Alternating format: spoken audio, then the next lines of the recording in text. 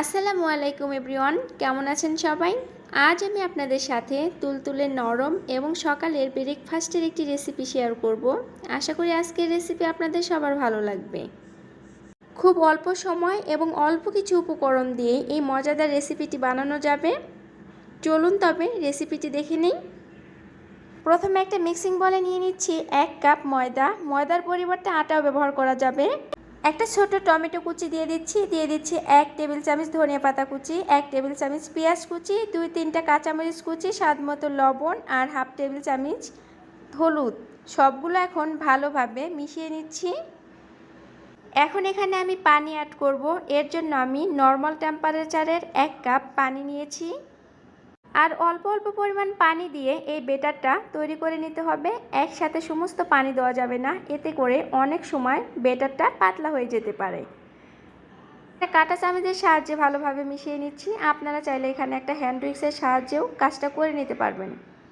যারা ফুলকো পরোটা খেতে পছন্দ করেন তারা এখানে আরও একটু পানি অ্যাড করে নিতে পারবেন। আমি কিন্তু এখানে প্রায় 1 কাপেরও বেশি পানি ইউজ করেছি। আর আপনারা দেখতেই পাচ্ছেন এটা কতটা স্মুথ হয়েছে।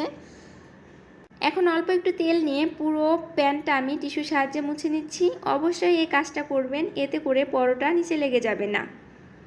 এখন চুলাটা একদম লো করে প্রয়োজন মতো ব্যাটার দিয়ে দিচ্ছি আর একটা চামচের সাহায্যে যতদূর সম্ভব এটাকে রাউন্ড করে দেওয়ার চেষ্টা করছি। এখন চুলা আঁচটা মিডিয়াম করে পরোটাটা ভেজে নেব। ঢাকনা দিয়ে ঢেকে পরোটাটা ভাজার কোনো প্রয়োজন নেই।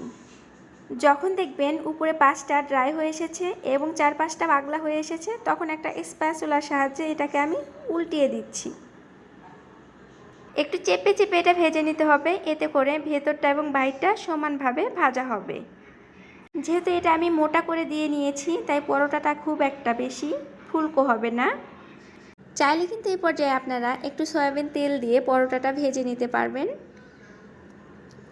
সকালবেলা কিন্তু কোনো প্রকার বেলাবেলির ঝামেলা ছাড়াই এই মুখরোচক খাবারটা আপনারা তৈরি করে নিতে পারবেন।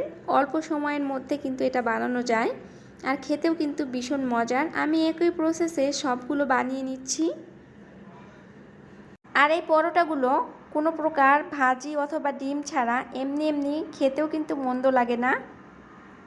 আপনারা দেখতেই পাচ্ছেন এই পরোটাগুলো কতটা সফট, আর অনেক টাইম পর্যন্ত এই পরোটাগুলো সফট থাকে। আমি এটাকে তেল ছাড়া স্বাস্থ্যকরভাবে বানানোর চেষ্টা করেছি। ব্রেকফাস্টের পাশাপাশি আপনারা চাইলে রাতের ডিনারের জন্য এই খাবারটি রাখতে পারেন। আশা করছি আজকের পর্ব আপনাদের ভালো লেগেছে। ভালো লাগলে অবশ্যই একটা লাইক এবং সাবস্ক্রাইব করে আমার পাশে থাকবেন।